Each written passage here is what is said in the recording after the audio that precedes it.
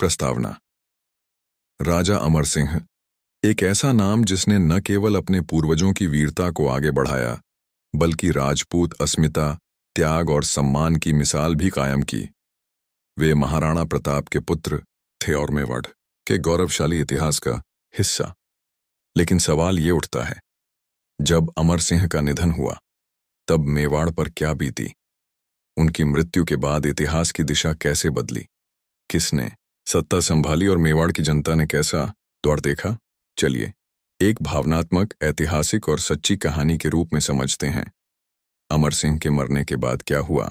एक, अमर सिंह की मृत्यु, एक वीर का अंत।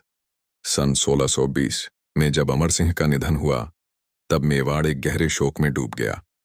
उन्होंने लगभग 26 वर्षों तक मेवाड़ पर शासन किया। उनका शासनकाल संघर्षों और समझौतों से भरा रहा, खासकर जब उन्होंने 1615 में मुगल सम्राट जहांगीर से संधि की तो कुछ राजपूत वीरों ने उन्हें आलोचना का पात्र भी बनाया। लेकिन उन्होंने अपने राज्य की रक्षा, जनता की भलाई और अपने वंश की स्थिरता के लिए यह समझौता किया। अमर सिंह की मृत्यु स्वाभाविक थी, लेकिन उस समय तक उनका शरीर लगातार युद्धों और मानसिक तनाव से थक चुका था। जैसे ही खबर फैली कि अमर सिंह नहीं रहे, पूरा मेवाड़ शोक में डूब गया। चित्तौड़ के मंदिरों में दीप बुझे, राजमहल की घंटियां थम गईं और प्रजा की आंखों से आंसू बहने लगे। 2. कौन बना उत्तराधिकारी? कर्ण सिंह का राज्यारोहण। अमर सिंह के बाद उनके पुत्र कर्ण सिंह को गद्दी सौंपी गई। कर्ण सिंह उस समय युवा थे, लेकिन उन्होंने अपने पिता से अच्छी शिक्षा, युद्ध कौशल और राजकाज की बारीकियां सीखी थीं।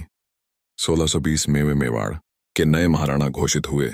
कर्ण सिंह ने अपने पिता की नीति को ही आगे बढ़ाया। वे जानते थे कि एक शांतिपूर्ण शासन ही मेवाड़ को स्थिरता दे सकता है।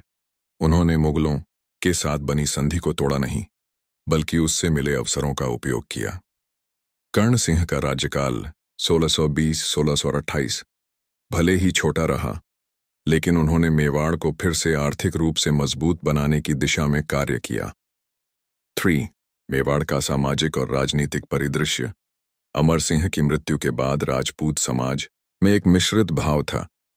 कुछ लोगों को इस बात का संतोष था कि राज्य बचा रहा, जबकि कुछ कट्टरपंथी राजपूत यह मानते थे कि मुगलों से संधि करके अमर सिंह ने पूर्वजों की विरासत को धूमिल किया। लेकिन कर्ण सिंह ने धीरे धीरे यह साबित कर दिया कि उनका शासन राजपूत गौरव के लिए ही समर्पित है। उन्होंने मंदिरों का पुनर्निर्माण कराया, किसानों को राहत दी और किलों की मरम्मत करवाई। राजनीतिक रूप से मेवाड़ उस समय एक वसुंधरा बन चुका था जो युद्धों से थक चुका था। लोग अब स्थिरता चाहते थे। कर्ण सिंह ने प्रजावत्सल नीति अपनाई और राज्य में धर्म, संस्कृति और व्यापार को बढ़ावा दिया। 4. धार्मिक जागरण और सांस्कृतिक उत्थान। अमर सिंह के जाने के बाद कर्ण सिंह ने मेवाड़ में धार्मिक कार्यों पर विशेष ध्यान देना शुरू किया। उन्होंने उदयपुर के जगदीश मंदिर को भव्य रूप दिया। साथ ही उन्होंने संतों, विद्वानों और काव्य लेखकों को दरबार में स्थान दिया। इस युग में वैष्णव भक्ति आंदोलन को विशेष बल मिला। माताओं ने अपने बच्चों को महाराणा प्रताप और अमर सिंह की कहानियां सुनाकर वीरता का पाठ पढ़ाना शुरू किया। कवियों ने अमर सिंह की संधि को त्याग की संज्ञा दी और बताया कि कैसे उन्होंने राज्य की रक्षा के लिए अपनी प्रतिष्ठा दांव पर लगा दी। 5. मुगलों के साथ संबंध, दोस्ती या विवशता। अमर सिंह ने अपने अंतिम वर्षों में मुगलों के साथ शांतिपूर्ण संबंध बनाए रखे थे।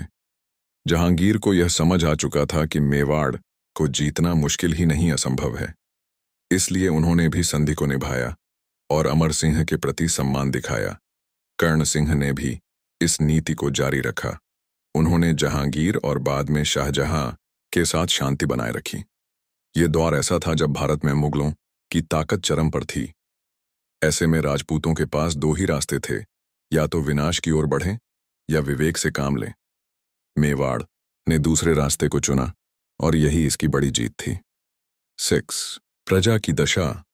दुख और उम्मीद के बीच अमर सिंह की मृत्यु ने लोगों को गहरे दुख में डाल दिया। वे जानते थे कि वह व्यक्ति चला गया जिसने अपने राज्य को टूटने से बचाया था, लेकिन साथ ही उन्हें उम्मीद थी कि कर्ण सिंह अपने पिता की तरह ही वीर, बुद्धिमान और प्रजावत्सल राजा साबित होंगे। प्रजा के बीच एक विचार यह भी था कि अब शायद मेवाड़ को मुगलों से राहत मिलेगी और लोग चैन की सांस लेंगे। कर्ण सिंह ने इस उम्मीद को सच साबित किया। 7. मेवाड़ का भविष्य। कर्ण सिंह के बाद 1628 में कर्ण सिंह का भी निधन हो गया। इसके बाद जगंत सिंह गद्दी पर बैठे। यह दौर और भी बड़ा बदलाव लेकर आया। हालांकि अमर सिंह की मृत्यु के बाद मेवाड़ युद्धों से थम गया था, लेकिन अगले 50 वर्षों में मुगलों की शक्ति कमजोर होने लगी।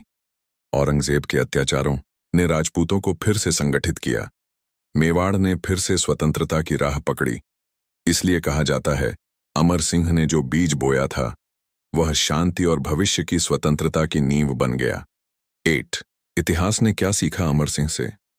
अमर सिंह की मृत्यु के बाद इतिहास ने उन्हें केवल संधि करने वाले राजा के रूप में नहीं देखा, बल्कि एक ऐसे योद्धा के रूप में पहचाना जिसने हजारों लोगों की जान बचाई, एक टूटते हुए राज्य को संभाला और अपने बेटे के लिए एक सुरक्षित भविष्य तैयार किया।